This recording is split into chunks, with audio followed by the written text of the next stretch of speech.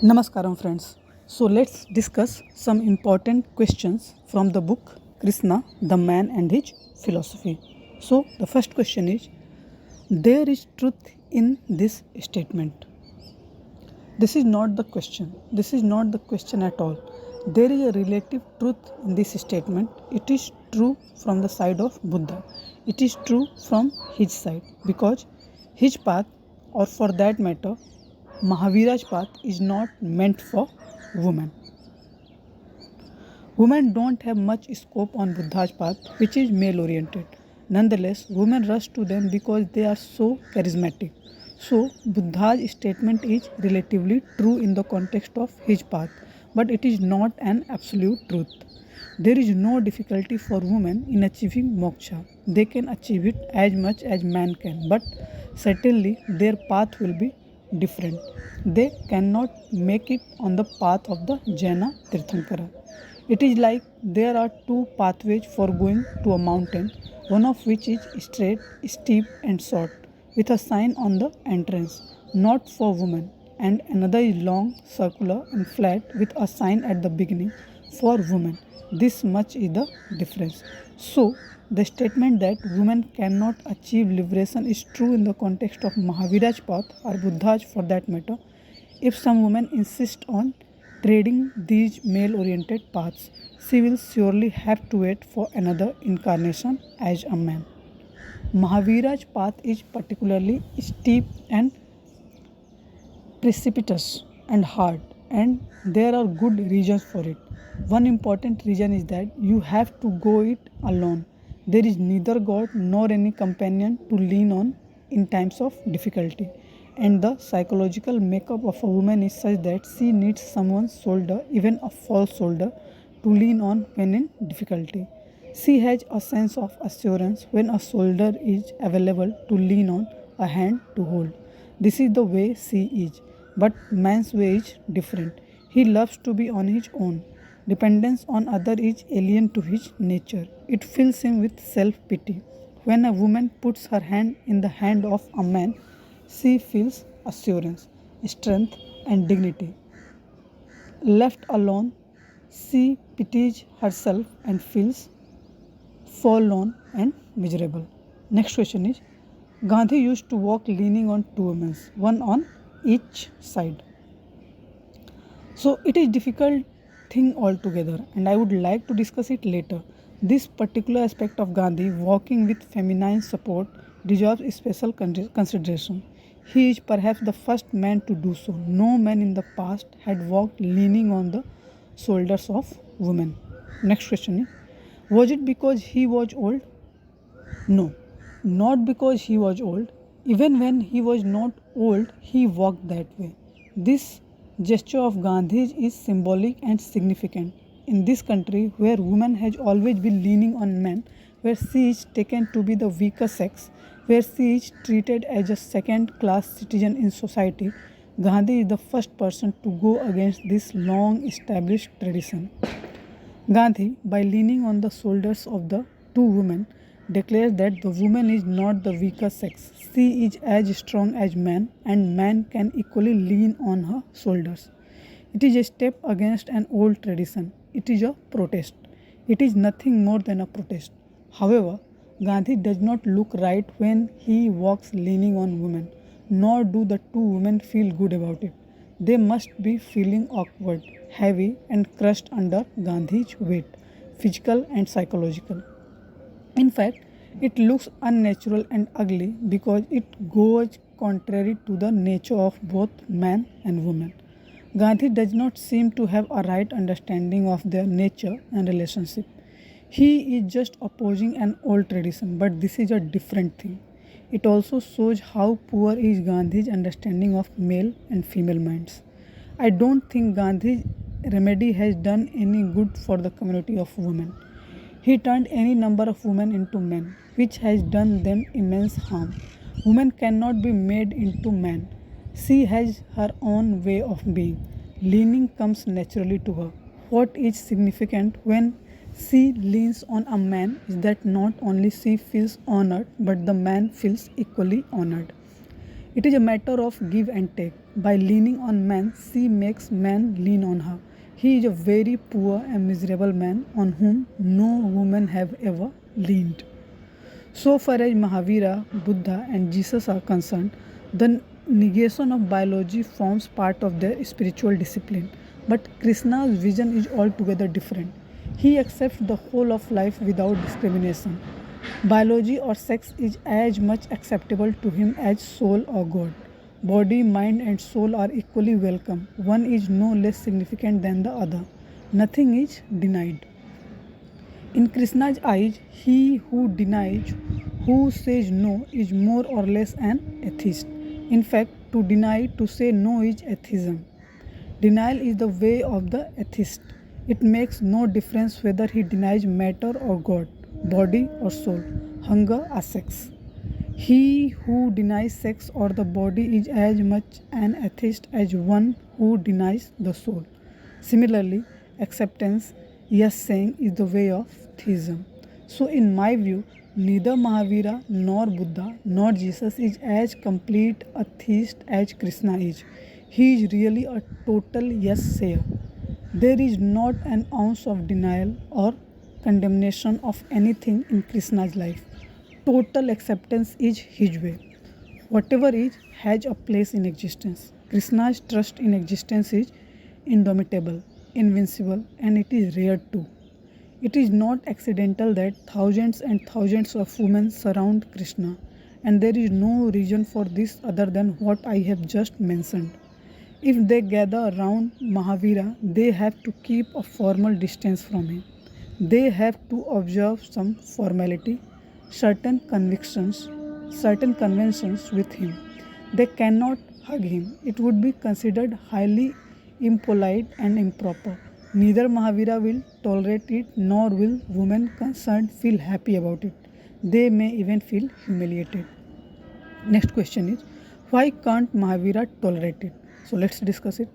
Mahavira will not tolerate it in the sense that he will not accept it. He will not respond to it. He will remain unmoving like a rock. He will refuse a woman's hug with his whole being. He will not say in words, "Don't touch me," but the woman will know it. She will feel as if she is hugging a piece of rock. Woman will not feel humiliation if you ask her not to touch you, but she will really feel hurt if you don't respond to her hug. Not that Mahavira has any disrespect for women, but the way he is, he cannot do otherwise. He cannot take hugs and embraces from women. Therefore, women have to keep a respectful distance from him. They can never be on intimate terms with him. There is a limit, a boundary line beyond which they cannot come near him. It is entirely different with Krishna. Even if a woman wants to keep a distance from him, she cannot.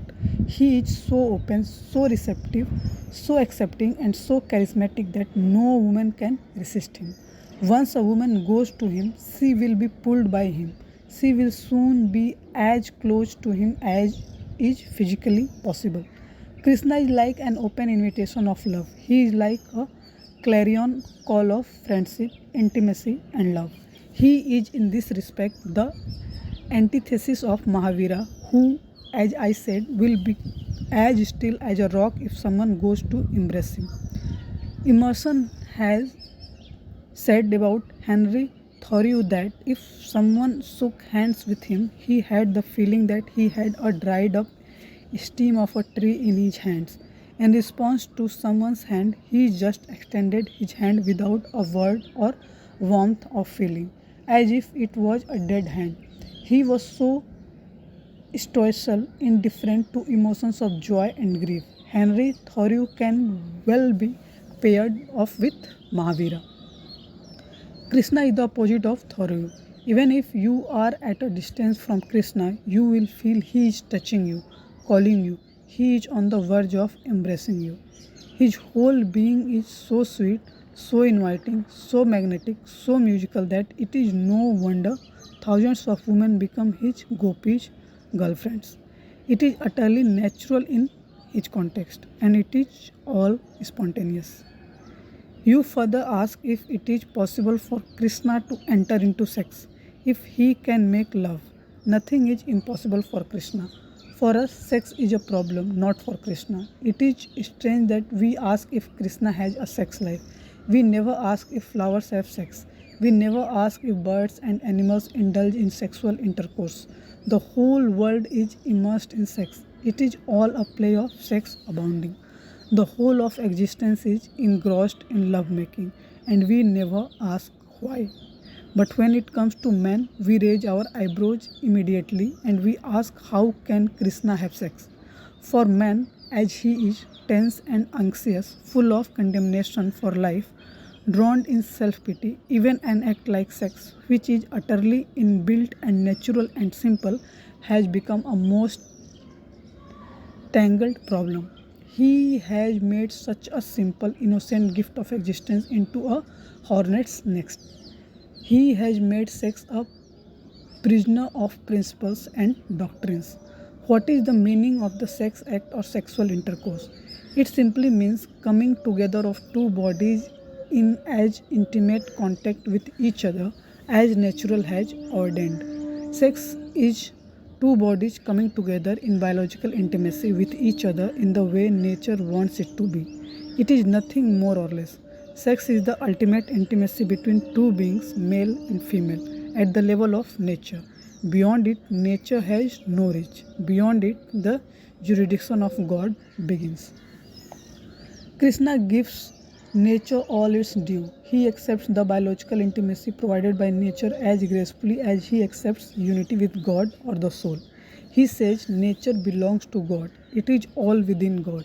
For Krishna, sex is not at all a problem. It is a simple fact of life. We find it so difficult to understand how one can take sex so simply, innocently. For us, it has ceased to be a fact of life. We have made it into a seemingly intractable problem of life. Thank God we have not yet done so with many other simple things of life. But who knows the way we are if we will not do it tomorrow. Tomorrow we can say that to open one's eye is a sin, and then we will ask if Krishna opens his eyes too. Tomorrow we can turn even such a simple thing as the opening and closing of eyelids into a philosophical problem, a matter of theology and doctrine debate. Then we will endlessly ask what to do or not to do with our eyes, just as now we ask about sex.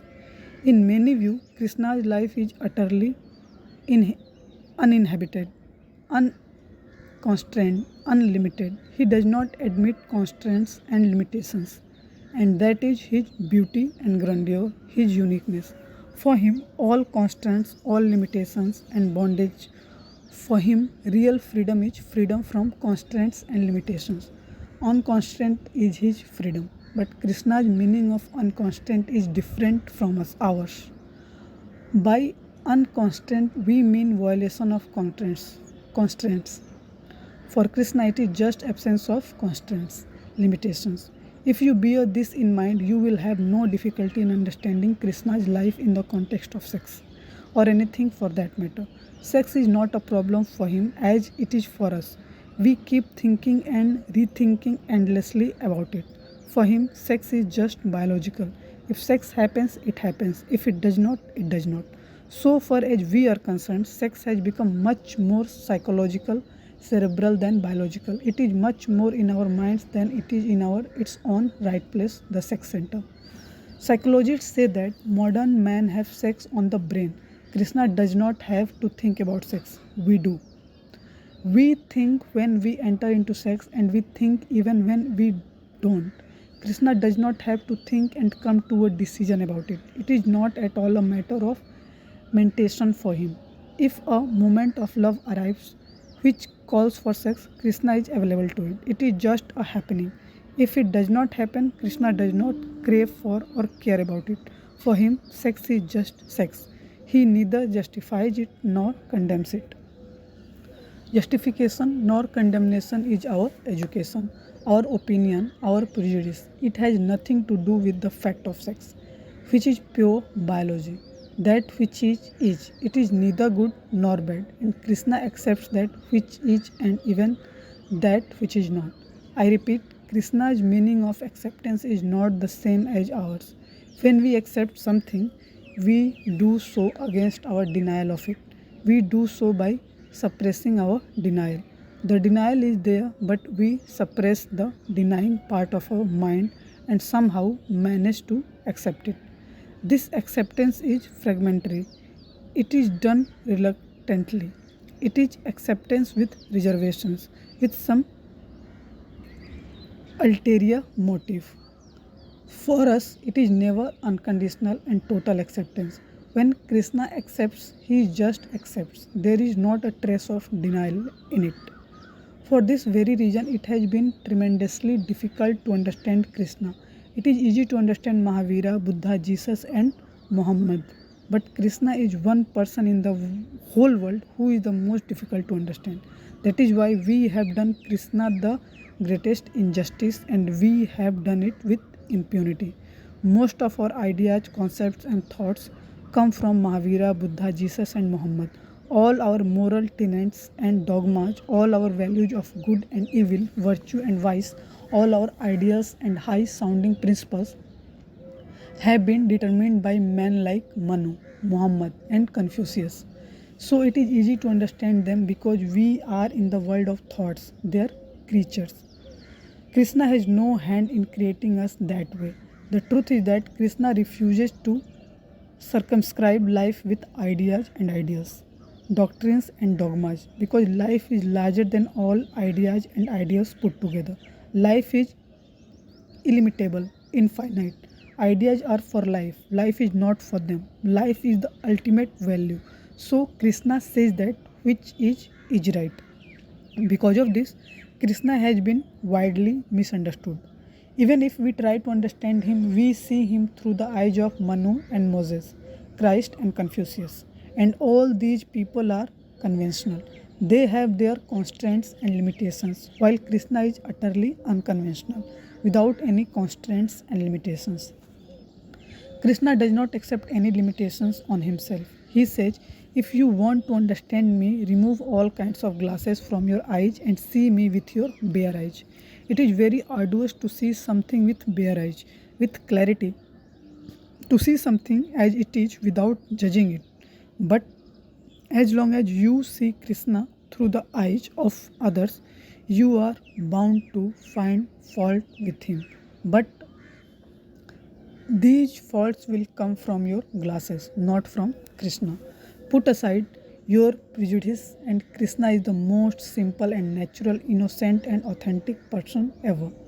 Then his life is an open book. He has really nothing to hide. He is naturalness embodied. He is innocence personified. It can be asked why there has been no woman yet as natural and innocent as Krishna. At least one should be there who, like Krishna, could attract thousands of men toward her. There has been none so far. Why? It is not enough to say that women have been suppressed down the ages, that they have been denied liberty and freedom in a male dominated world. In this context, this argument is irrelevant and absurd. Everyone can have as much freedom as he or she needs. Otherwise, he or she will refuse to live. So, the reason why there has not been a single woman as natural as Krishna, and there is no likelihood of her coming into being for another thousands or more years, is quite different. The reason is that the whole biological makeup of women is intrinsically monogamous. She is dependent on one man psychologically, emotionally. Next question is like Cleopatra. So discuss it. Let's. No, I will take it later. Woman is by nature monogamous. She can lean on a single person for her whole life. Her mind is made that way. I don't say that she will always be so. It is not necessary. On the other hand, man is polygamous by nature. He cannot remain tied to one woman. Living with one woman, a man is invariably bored. Living with one man, a woman is not so bored. A woman longs to live with a man she loves for life after life. She often prays for the same person to be life partner in her life after death. The institution of monogamy, togetherness of one man and one woman, is woman's gift to society, not man's. She has always insisted that a man or woman should have only one spouse, and this insistence is justifiable both on biological and psychological grounds. It is always woman who has to depend on, to lean on man, and she cannot be dependent on many men. That would create uncertainty and unreliability. For instance, a creeper can lean on one tree alone. It cannot lean on many. But a tree can accommodate more than one creeper and it will be the richer for it. Similarly, many women can lean on one man and he will be the richer for it. As I said, the reason for a woman's preference for depending on one man and not more is both psychological and biological. But on well grounded reasoning, it can be said that it is more biological than psychological. Woman alone has to bear and rear children and will need someone to care for them and for their future. And if there is more than one man in this position, there will be confusion and difficulties. That is why I say that it will take 1,000 or more years for women to get rid of the idea of monogamy. With the growth of scientific knowledge, it is quite possible in the future when women will not be required to carry children in her womb. Soon, laboratories will take over this job from the mother, and the day woman is free of childbearing, she can be as natural and spontaneous as Krishna is. This matter of being natural and spontaneous is crucial to humanity and its future. This is the only way for us to free ourselves from the age old clutches of gnawing anxiety and anguish. Most of our stress and strain stems from our struggle against our own nature. All our anxieties and miseries arise from our fight with ourselves. Ever since man has gone against himself, he has been perpetually in pain and misery, anxiety and anguish. And the tragedy is that while we can easily fight with ourselves, we can never win against ourselves.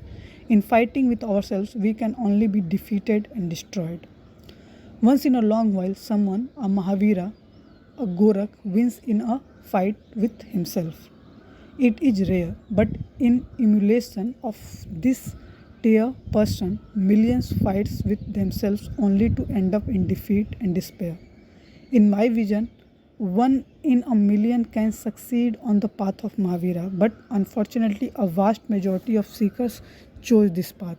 On the other hand, while 99 out of 100 can succeed on Krishna's path, rarely one takes to it. As I said, the paths of Mahavira, Buddha, and Jesus are narrow and hard because one has to go the whole way fighting with himself. So, one in a million succeeds. On the other hand, Krishna's highway is wide and easy, but very few choose it. It seems man has by and by lost his capacity for being natural. To be unnatural has become natural for him. It seems he has forgotten altogether what it is to be healthy and whole.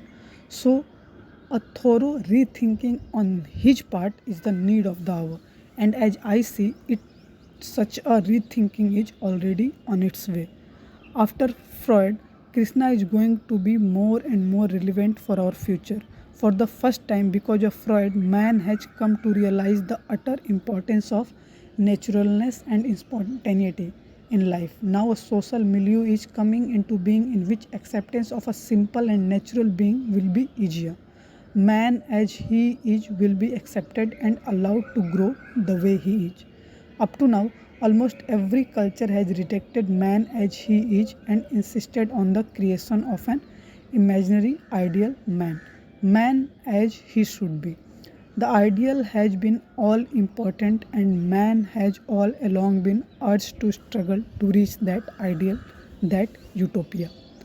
Freud is the forerunner of a worldwide intellectual awakening and upsurge, a renaissance, a cultural revolution which has come to realize that man has utterly failed in his efforts to reach utopia and that he has suffered immeasurably in its pursuit.